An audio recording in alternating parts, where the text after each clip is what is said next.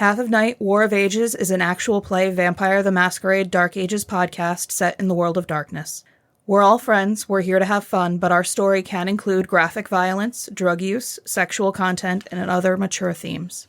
Content warnings can be found in the show notes. We've talked at our table about safety, comfort, and consent both as players and storytellers. We know what to expect, we're all excited to be here, and we want you to feel the same. So listener discretion is advised. And so continues the War of Ages.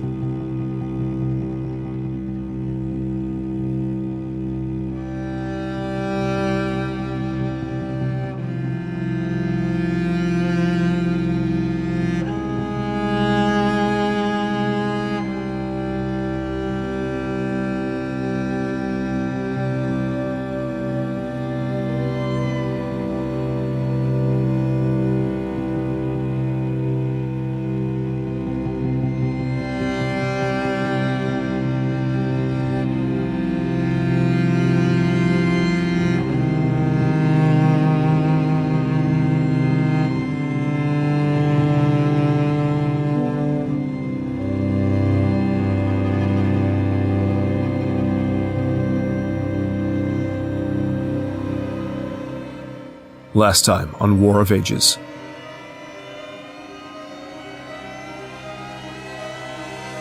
Prince Rikard's jousting tournament commenced, with the various Canaanites separated between the high clans and low clans.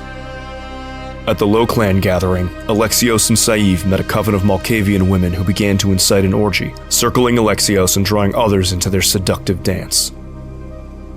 While Sadhbh tried to keep the party calm so as not to draw attention and rile Prince Rikard's anger, Alexios succumbed to their wiles and the use of dementation, enjoying the pleasures of the flesh, until one of them made him see the face of his god, Anubis. At the High Clan party, Catrinel and Zorion politicked and navigated the social dynamics of Prince Rikard's court, learning about their political enemies and maneuvering to make what inroads they could. Roland participated in the joust, easily besting his first opponent that he was surprised to find was a mortal man. Sidelined for the rest of the tournament thanks to Zorion's maneuvering, he returned at the climax of the joust to face Prince Rikard's champion, Sheriff Boleslav Emilric. Zorion sent his man Ambrose to tell Roland that the Lasombra demanded 3 turns of the joust and expected a good show. Zorion and Roland butted heads from afar, but ultimately Roland did as the Magister wished. After striking the Sheriff's badges of honor in the first 2 rounds, the competition ended with the Brujah victorious and Sheriff Emilric on his back. In the stands, Prince Rikard slipped an unwelcome hand up Catrinel's thigh.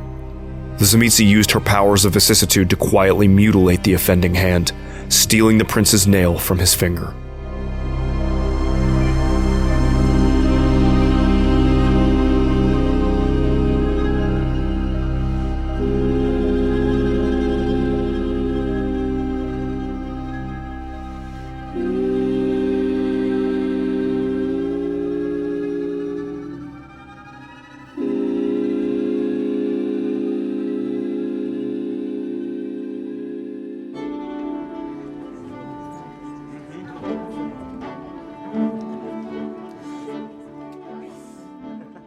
With the finale of the joust at its end, the evening rolls on. Minor quips, politics, connections, and festivities wear down. Prince Rikard graciously invites the group of you to join him in a further celebration later in the evening. The group of you split off to make further preparations, to be dressed right and properly prepared for whatever political maneuvers you will have to weather. But eventually, almost all of you arrive. First among you, leading this newly formed, perhaps not quite yet coterie, is Zorion. Zorion, when you arrive, this soiree, this gathering Rikard has arranged, it seems to have been done in haste. It isn't sloppy per se, but it doesn't show the signs of a great deal of preparation, Clearly he is a man who is focused on the joust, and this is simply some means of continuing social discourse after the heart of his evening is resolved. There are servants that are gathered, they're serving drinks. There are mortals on bended knee, waiting to be fed from should Canaanites so desire. A long table is arranged. At its head, the prince. Candelabras with low lighting. A hearth burns and warms the room. Most of the Canaanites who have gathered here, you recognize, Prince Rikard foremost among them. But the Cappadocians and other Canaanites that you had spent your evening having discourse with are present as well.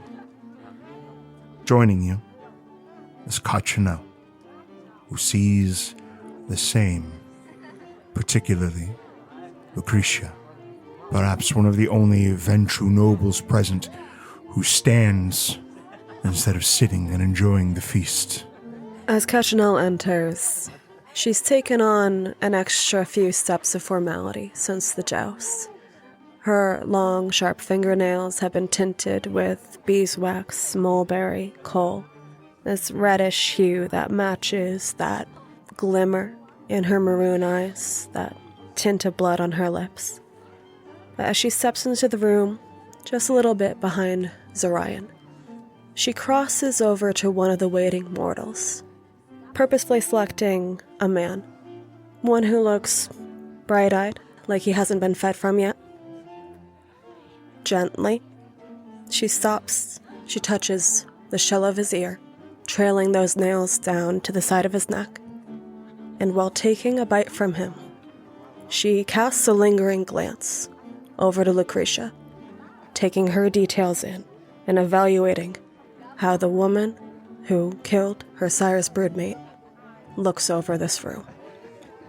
The moment you touch the mortal, you can feel them quake with anticipation, well aware of what the sensation of the kiss brings. And when you begin to feed from them, they are enraptured by it utterly. Lucretia has a thick neck, broad shoulders, a powerful build. As a mortal, she could likely best the vast majority of the knights you've seen in single combat. But as far as political acumen goes, she seems bored. This sort of revelry doesn't intrigue her. There is no thrill to it. She is clearly a woman whose joy comes from war. So while many of the Canaanites here are celebrating, maneuvering, doing what they can to attain whatever power they seek, for her this is nothing but the quiet in between her nights of business. Absorbing that, Catrinel drags the tips of her fingernails in little tantalizing circles over the spots of the neck that she's biting from. And looking up to Zorion, she licks her bloodied lips.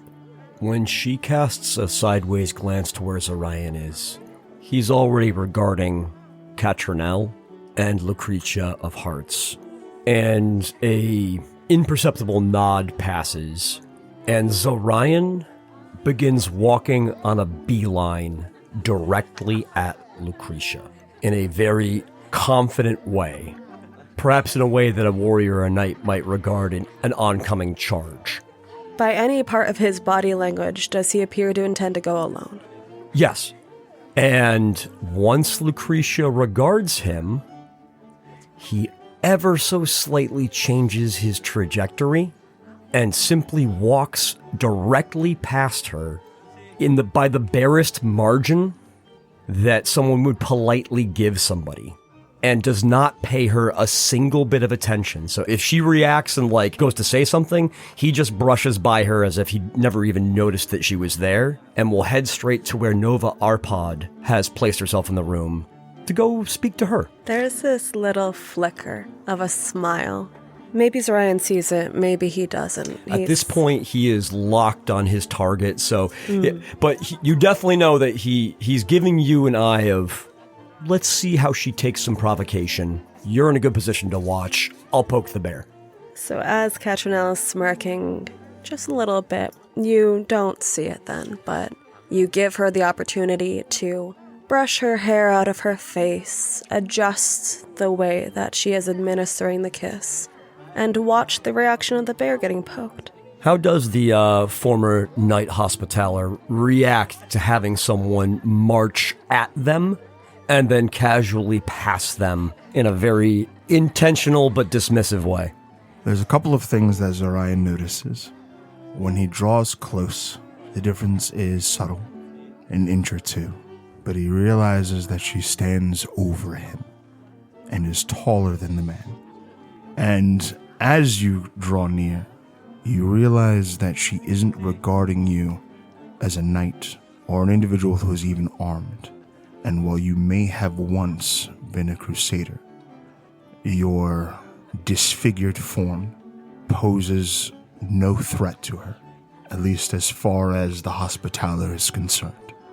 And as you go to brush by, with a display of kind and gentle chivalry, she gestures to grant you the room to pass by, presuming you are too clumsy to avoid her on your own.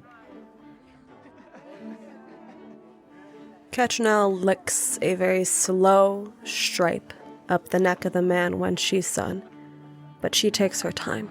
Seeing her disinterest in court is an act. Zorion will bow his head and make a gracious gesture to Lucretia as he passes. And without skipping a beat, we'll continue on to where Nova Arpad is. Whether or not she is disinterested in court may be more of a mystery than she initially leads others to believe through her demeanor.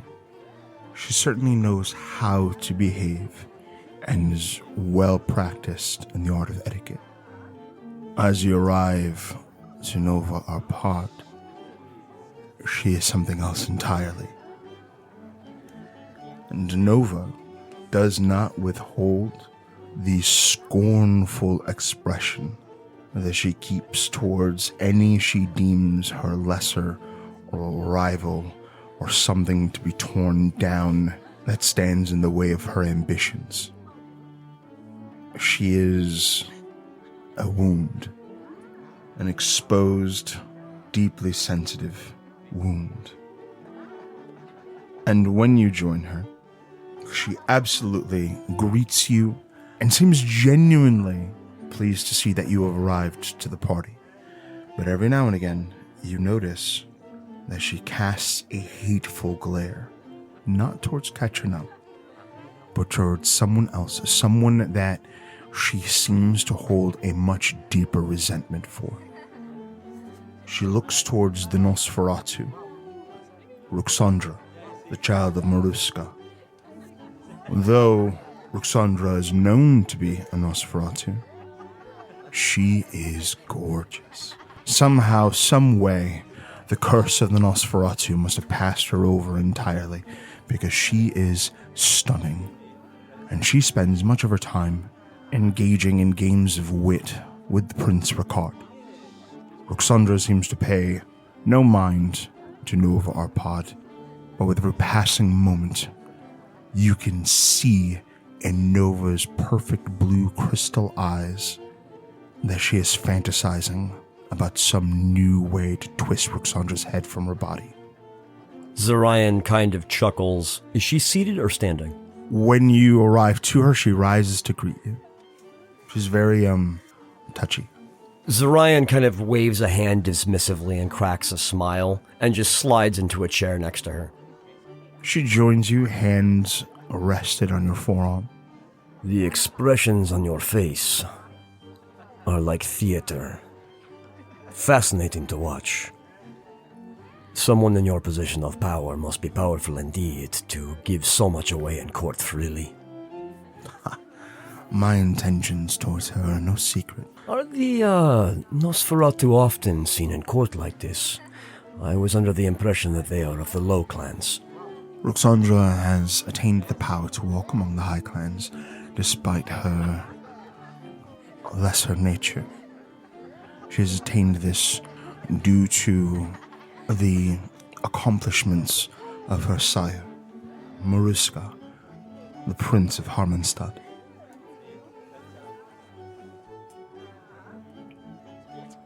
You don't know? Know what?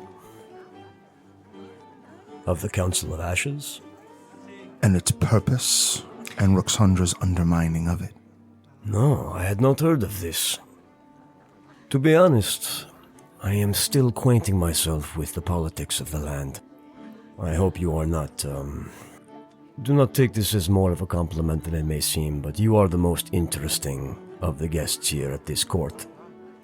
Both a prominent member of the Eastern Lords, which I am still learning about, a prominent member of the Council of Ashes, which I am still learning about, and I cannot tell how talented of a courtier you are yet. Fascinating. I am aware that this Council of Ashes is not a happy house of friends, though. Well, Zorion of the Court of Shadows, whisk me away from this place, or you may never find the answers to your questions. From this place?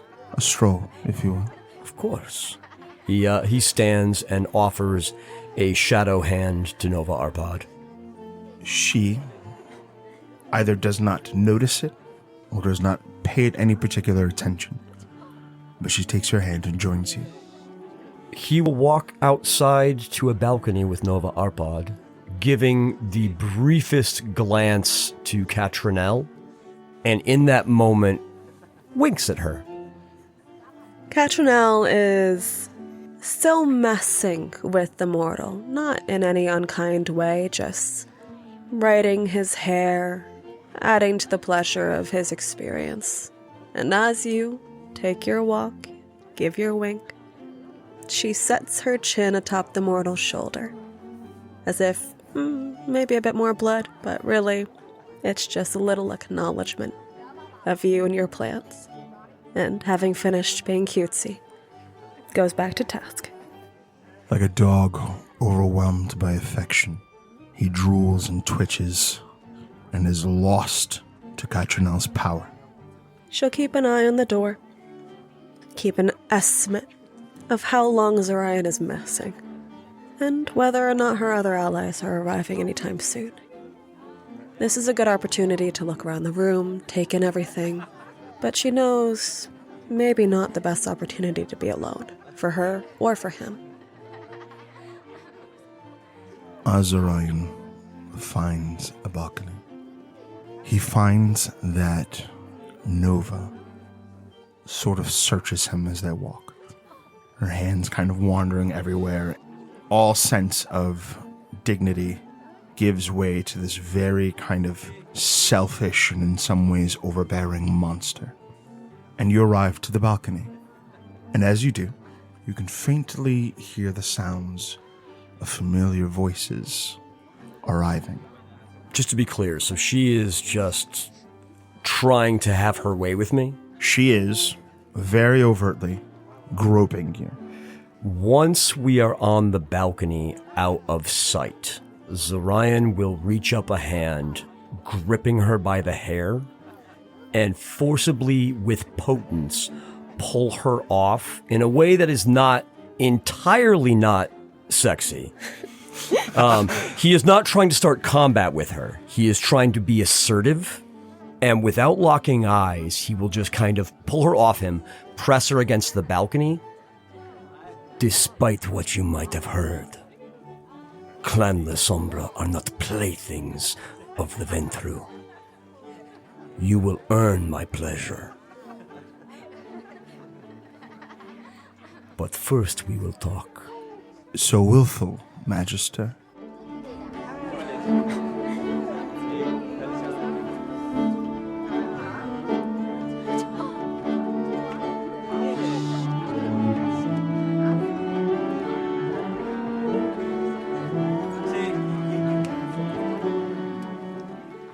approaching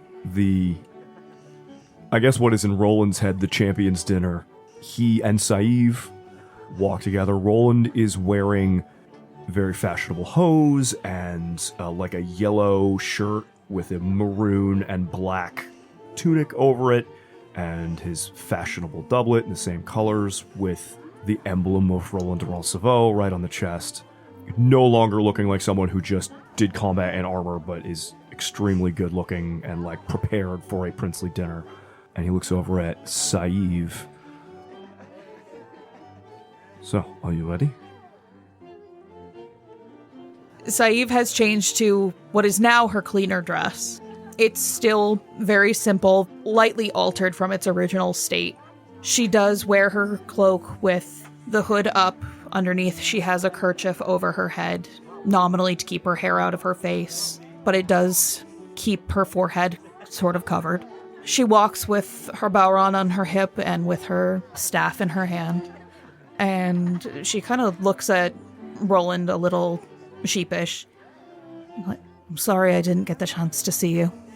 Yes, you seemed, from the very little that I could see before I had to focus, preoccupied, as did Alexios. And then Roland looks around, and looks back at Sadhbh. Sadhbh looks at Roland with the same confusion, as they seem to come to the same realization at the same time. Where is Alexios? He was right here. He was literally walking with us just a moment ago. And Sadhbh looks around, and she uses her heightened senses, and he is quite simply not there. Roland keeps looking around. You see he almost is tempted to call out for him, but realizes they're in an estate right now. That would super not be cool. A breach of etiquette to just start yelling names, so he just looks at her and goes, He had kind of a big day. I suppose that's one way to put it. Maybe for the best. I cannot imagine that Prince Rikard was approving of such things happening at his death day tournament. Well, I don't think the ladies that showed up were looking for his approval so much. Yes, but I'm going to presume that they are not going to be in the room. It's a different kind of problem if they are. Alexios aside, he gives one last look around, we didn't leave him behind, right? No, okay. Are you ready? Yes. Roland leans down, the extra foot it gets to be almost face to face, and he reaches a hand out, tucks some of the hair that is not tucked away behind one ear on Sadhbh, and pulls a little bit forward, almost like one eye over one eye. So it looks really good, at least in his estimation. It's more covering and makes you look mysterious this way, no? A flattering way. She chortles at him and kind of shrugs, and I'll trust you to make me look more Toreador-like. Sybil. Besides, it is my hope, and he straightens his back again, that everyone is looking at me, no? Sure. Let's just, that's the best case scenario, right? Hold on. Zorion, you hear him say that. Zorion cannot help but his eyes roll hard into the back of his head for a second, as he is just cannot believe the vanity of this bruja. Wait, important note, is that all Zorion heard? That is what Zorion heard. Okay. His eyes roll so hard, and he just kind of has this expression of this fucking guy. And then kind of catches himself, looks down at Nova and says, my apologies, senora. That was not an expression meant for you. It appears that I have competition for your attention.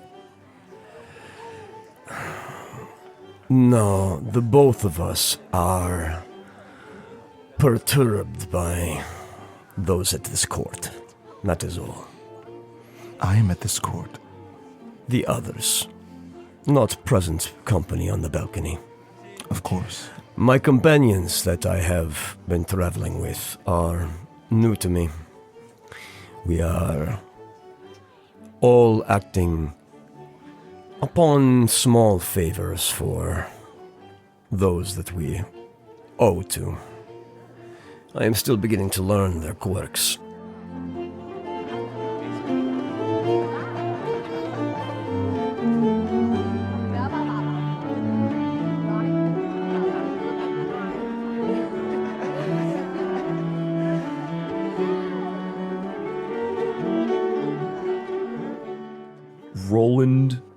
sweeps into the banquet hall in such a way that even if there is no wind, he creates his own to create dramatic flutters of his clothing, marches in not so fast that he leaves Sadhbh behind, but this is perhaps not the first time that he has made a dramatic entrance somewhere where Sadhbh would know, as always, it is to draw eyes to him so people don't look at her too closely. Partly, right now he is a champion, and that is living full in his breast, and he will just sweep into the room and cast eyes around until he sees Catrinel nearby. Will give her a nod first as his traveling companion before sweeping over to look about for the location of the prince, the host of the party. As you both make your entrance, and Catrinel's eyes find you quicker than even the drama of your entrance would generally cause her to find you. But a moment of deliberation, she casts her gaze upon this mortal's face, twisted as it is by ecstasy. She reaches into his pocket, takes his handkerchief, wipes away that drool, sets him right in appearance, tilts her head, leans in, and kisses him. And when she pulls back, traces of the same scarlet stain atop her lips are now on his. She offers the mortal a parting smile, and then stands and strides over to the two of you. Sadhbh's entrance was much quieter than Roland's. She has learned not to walk too close behind him when he is entering places due to the few times when she was knocked down due to the grandiosity of his entrance. She hangs back as he begins to parade about the room and just sort of quietly hobbles in. Not without confidence, not without her head held high as a proper toreador should, but as though she knows her place in a new city is not to make the scene about herself just yet. Sadhbh, almost like a shifting of the guard. When Catrinel walks over to the two of you, she places herself at your other side. Like if Roland wanted to continue sweeping on into this room, there would still be someone there. Catrinel was explicitly waiting and watching, so she would likely notice two things. One, that the only slight hesitation in Roland at all is leaving Sadhbh's side, which settles when she comes over and puts herself there. Maybe even disquietingly, I'm not sure of Roland's reaction, but Catrinel certainly seems to have anticipated it. And she's probably the first to notice, less subtly, that there is a slight glint in the clothes that he wears. Fastening the fashionable sash around his waist is a silver pin, slightly dented but polished quickly, of Clan Ventru's symbol. That Sadhbh would know Roland had Zorion's man Ambrose fetch from the list for him earlier after he had knocked it off of the sheriff. Catrinel acts as if the smile bearing her fangs is a greeting to Sadhbh. Maybe it also is. It's a bit wider than it ought to be, though. Might be inspired by a recent sight she just passed by. Good evening. Good evening. How is the joust? I think Roland did quite well now. That's what I hear. Oh, you weren't able to see much, from what I understand. No, I saw a bit of commotion. Thought I might perform a bit of service to the low clans and try and keep things under control for His Grace, His Eminence, the Prince. Naturally. That would be the task of a well-mannered guest. Or let it not be said that I don't have good manners. Have you eaten? No, not yet. There's plenty around. Should you like? Something strikes my fancy, I'll see to it. I only just got here, so I'd like to see what the pickings are first. Are you picky? It very much depends on who you ask. I'm the one asking. In a word, yes. But I don't like to...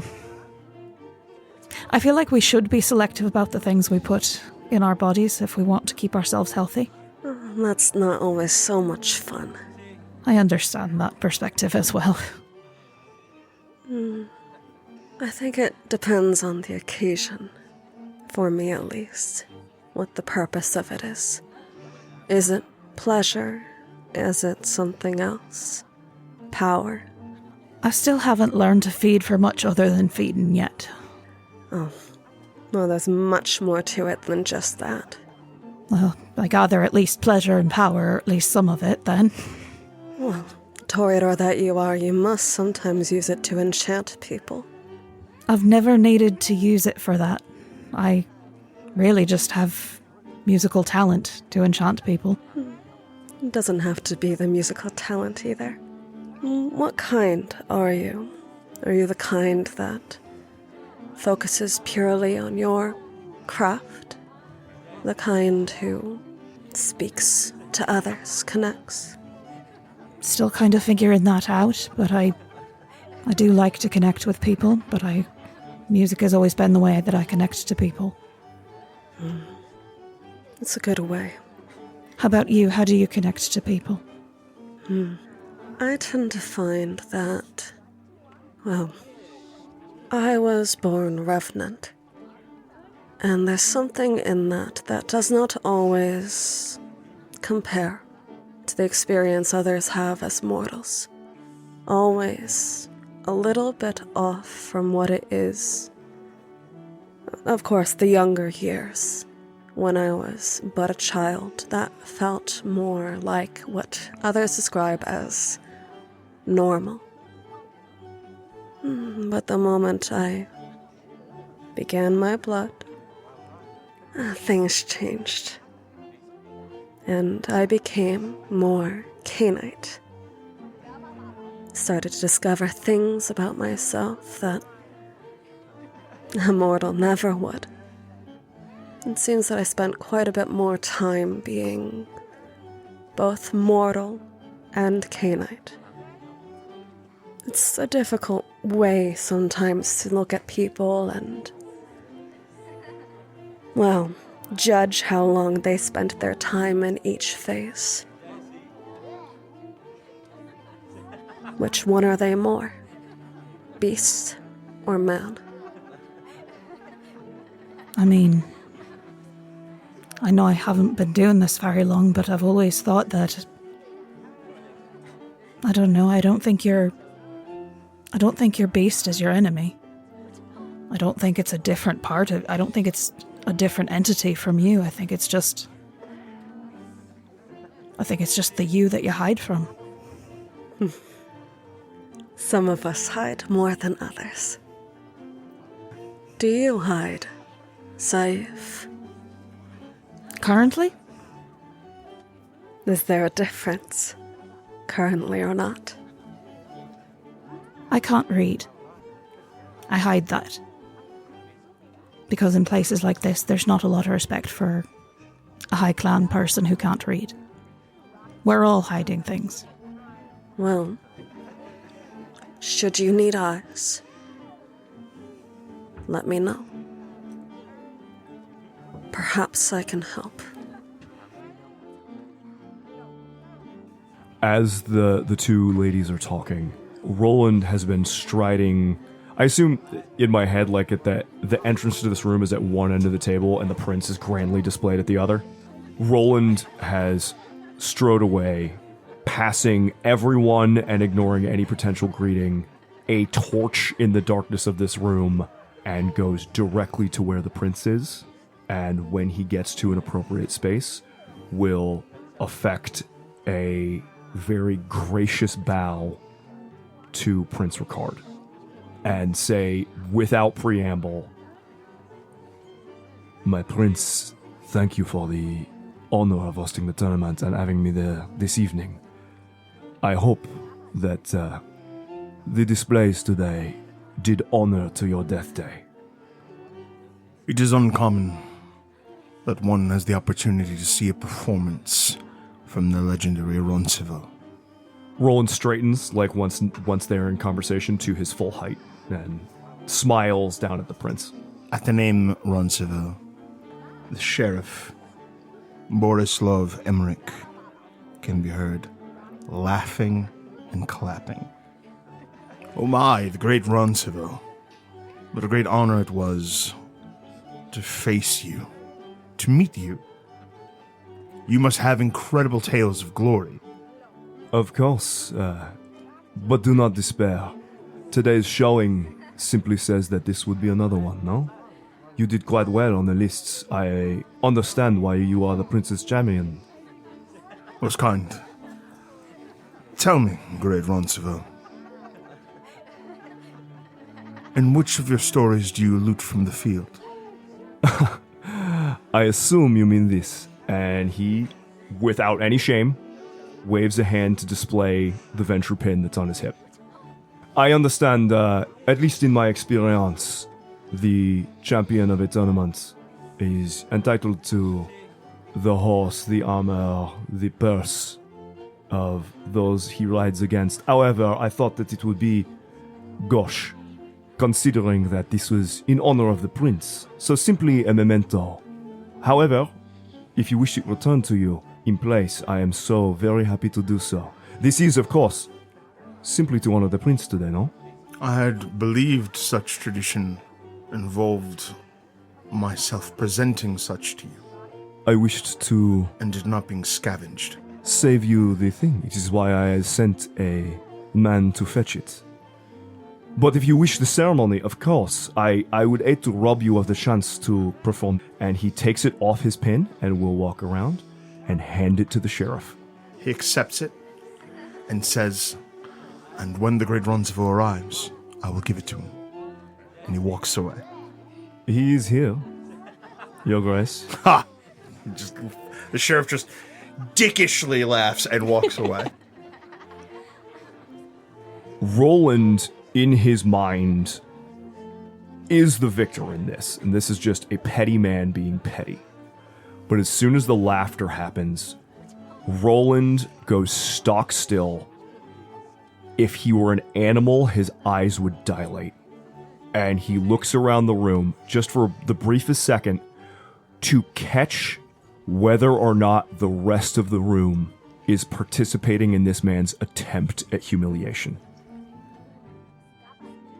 Sadhbh hears the bark of laughter and sees Roland's deathly stillness, this man who is constantly flourishing to make himself the center of attention, goes still like the wind around him has stopped.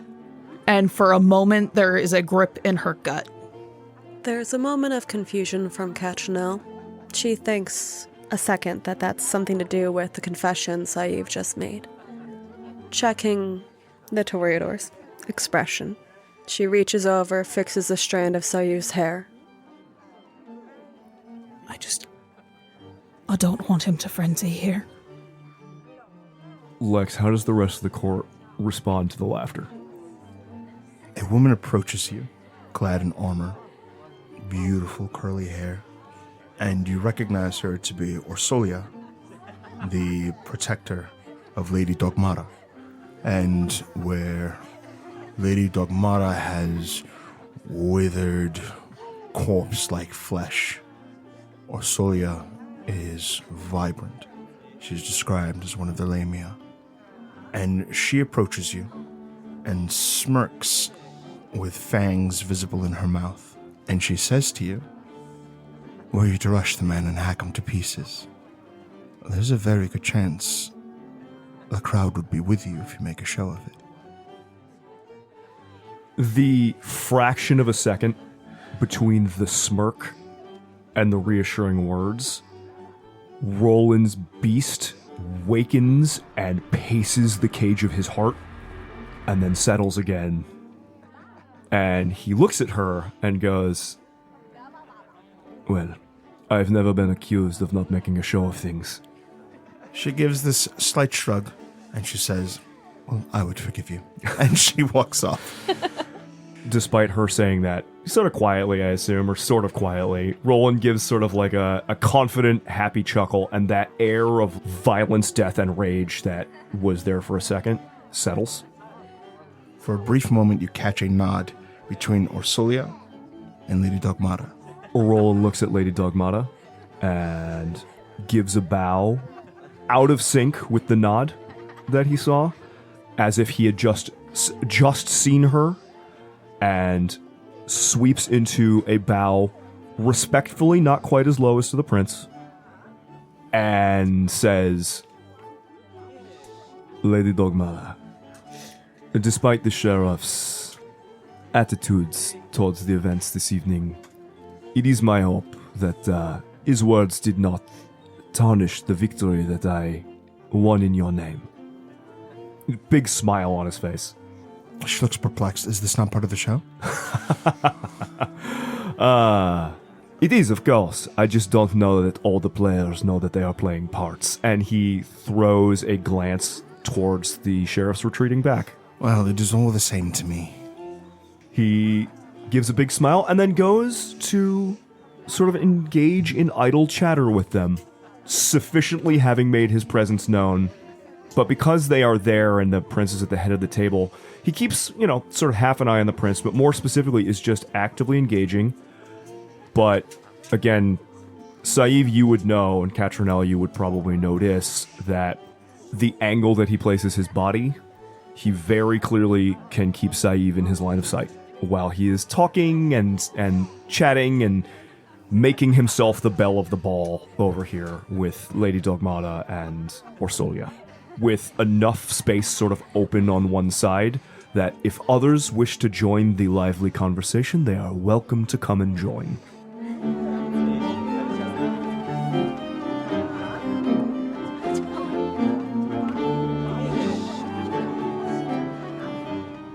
Zorion, we return to you on the balcony.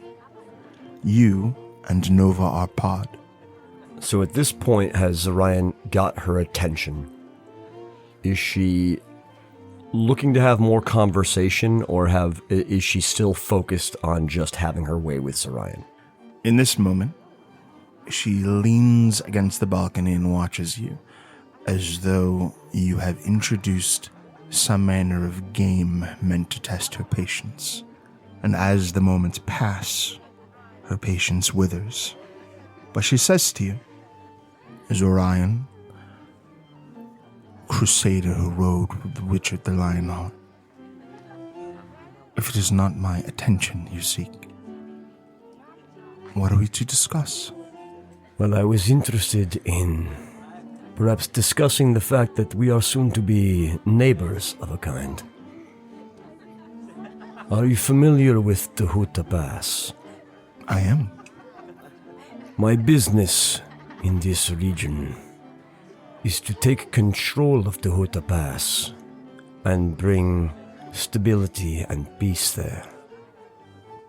I understand that you are a member of the Council of Ashes.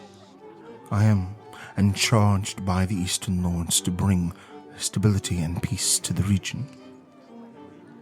Then I believe it will be easy for us to form an alliance. Might I ask, where is it that you are the prince? I rule over Mediash. It is the seat of my power, but hardly the extent of its reach. You are aware of why it is that the fiends have come to fear the Eastern Lords as they do. As your compatriot Catrinel explains to you the failings of her clan, and why it is that the Eastern Lords have come to restore civility to the region that they have deeply failed. She has not explained it to me, but upon an outsider's briefest exposure, it seems that the Zimitsi consider themselves to be islands. We do not work well together. Your clan, on the other hand, seem to be a united front. The fiends are unaware that the world is much larger than what they see in their little domains. And it seems that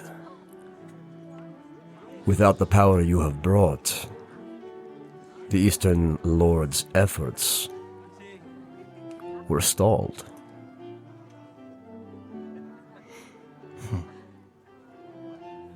The fiends.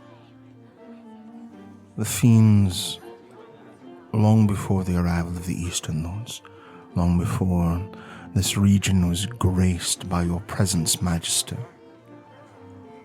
they trafficked with a demon,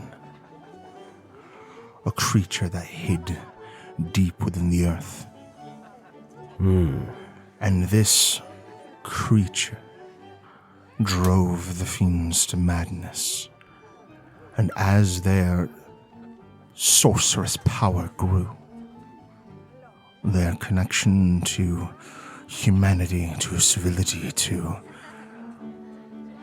progress broke down until there were little more than monsters hiding in their towers and twisting the flesh of whatever hapless victims that came upon them. The fiends may have once been rulers, but now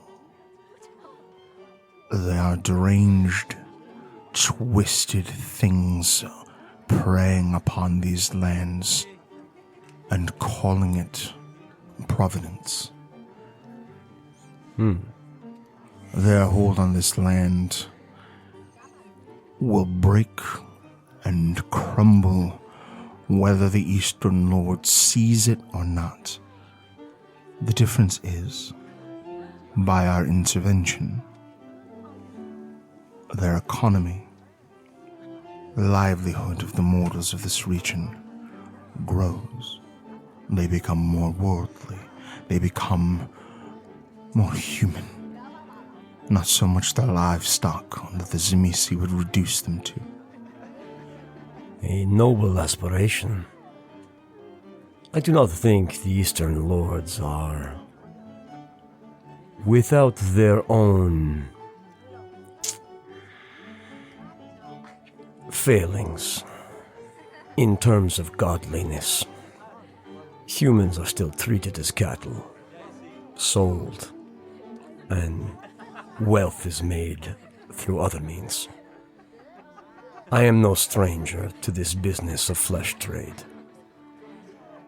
All those who go on crusade are not there simply for the grace of God. They are there to gain power and wealth.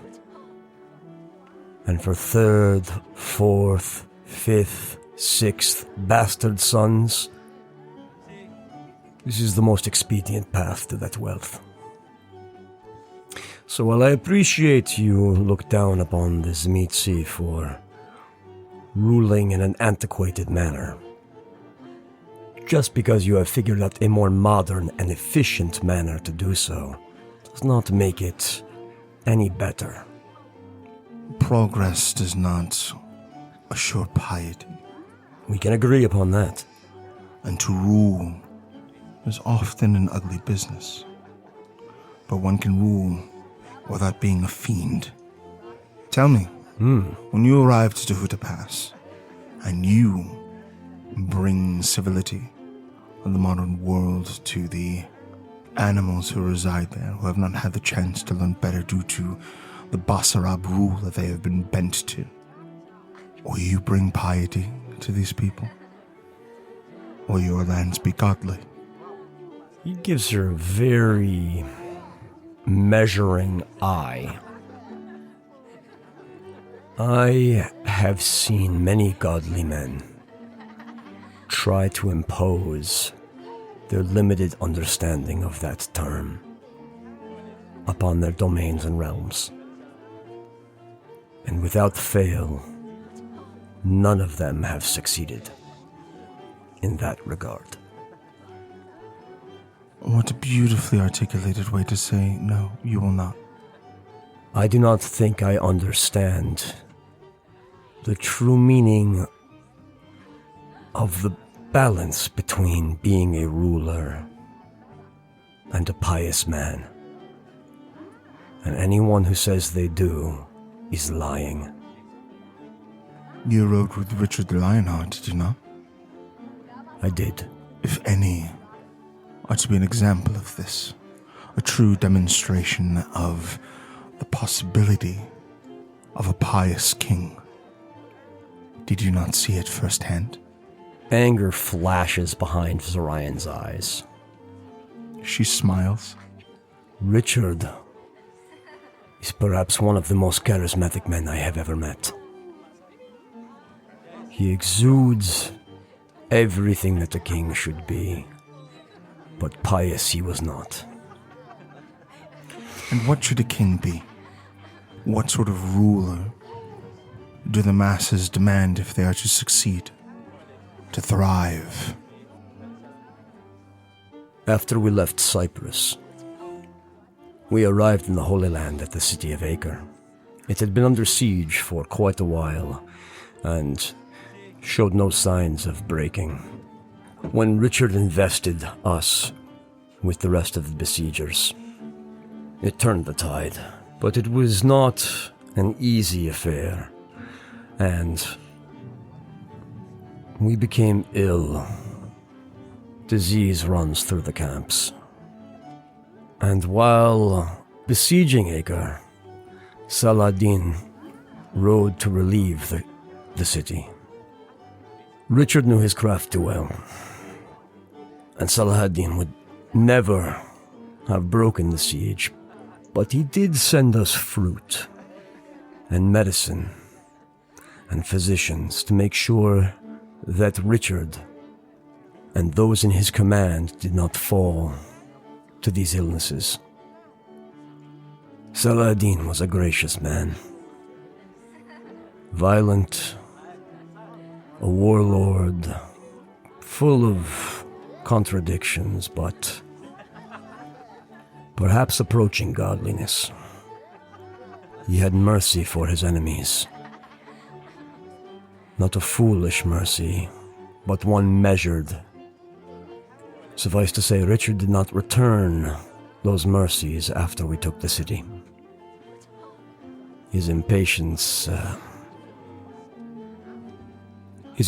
taught me things about what it means to rule. The people under us suffered a great deal.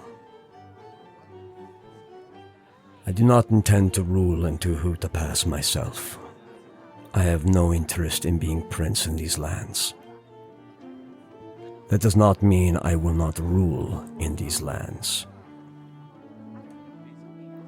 I do not see a way that myself and my allies within Tzimisce are ever going to come to terms in a way that is friendly with the Ventru and the Eastern Lords. Let me rephrase that. There is no way that we will come to peace. I think there is a way that we may become friends.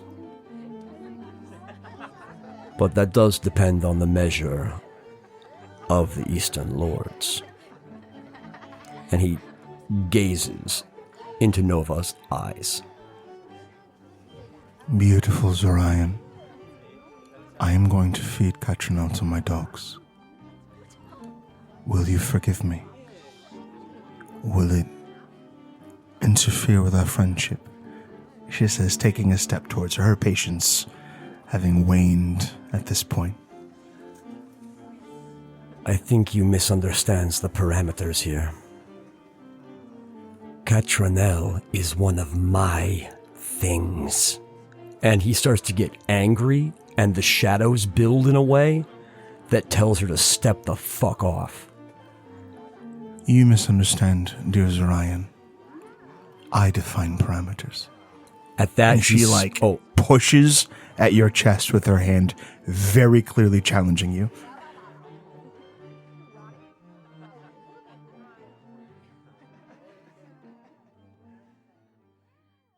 So, just in case things get a little too weird and shadowy and the vibe seems to be just a little too violent, Catrinel and I have totally been listening in, and we're going to intervene if something goes tits up. I imagine that Saiv's better at hearing it with her heightened senses, but Catrinel had been keeping an eye on Zorion's exit anyway.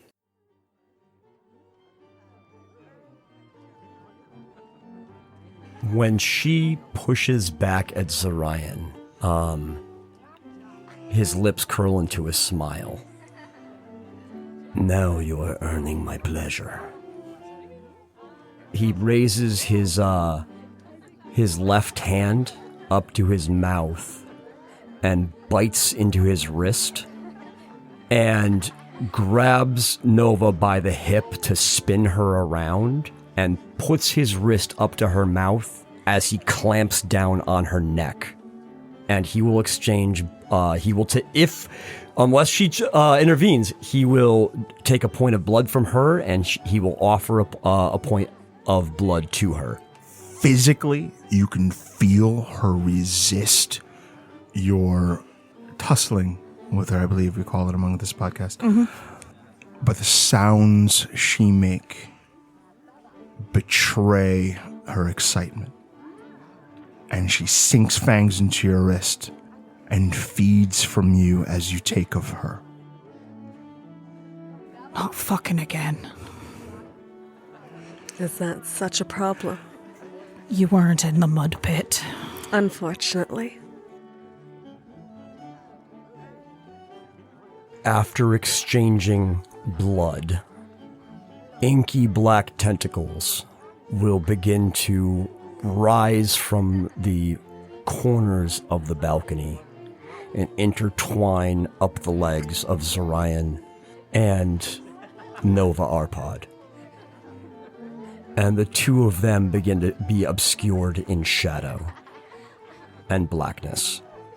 She writhes against Zorion, raking nails down his face, his neck, and clawing at him as she embraces this monstrous alien pleasure that he gives her.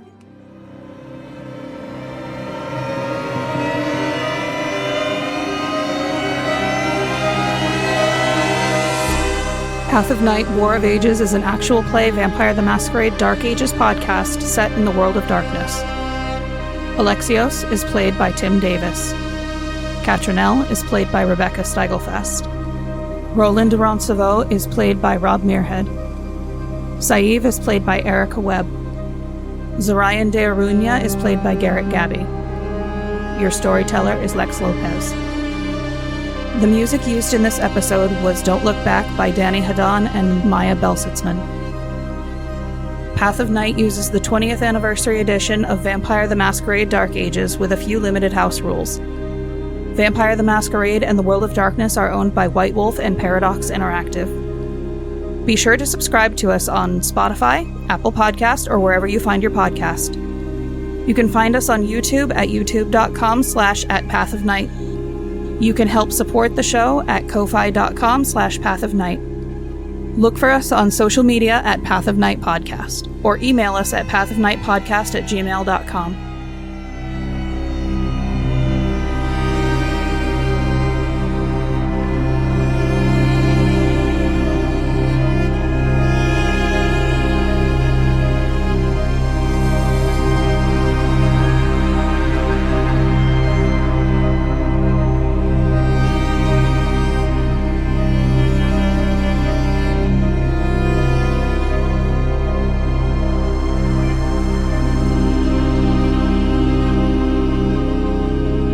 See you next time, K-Knights.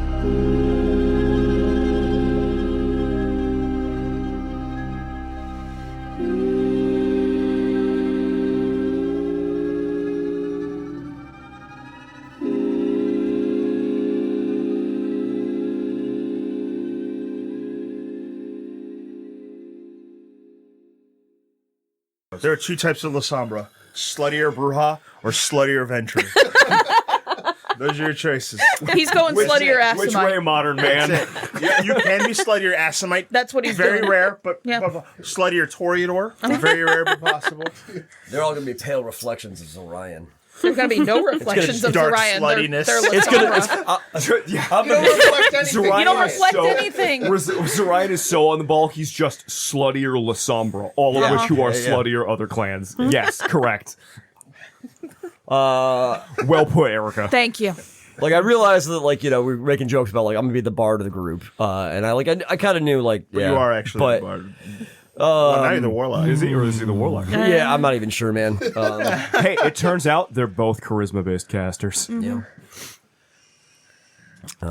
It's very funny that, like, But I keep being... the concept of Zorion somehow actually makes the concept of a D&D warlock just click and kind of like, oh, yeah, that's why it's charisma and this and that. I'll just kind of like, So no shit, there we are on the balcony. the ball skin.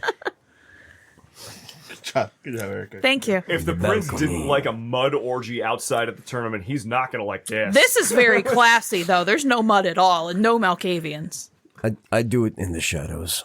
This is what we do in the shadows.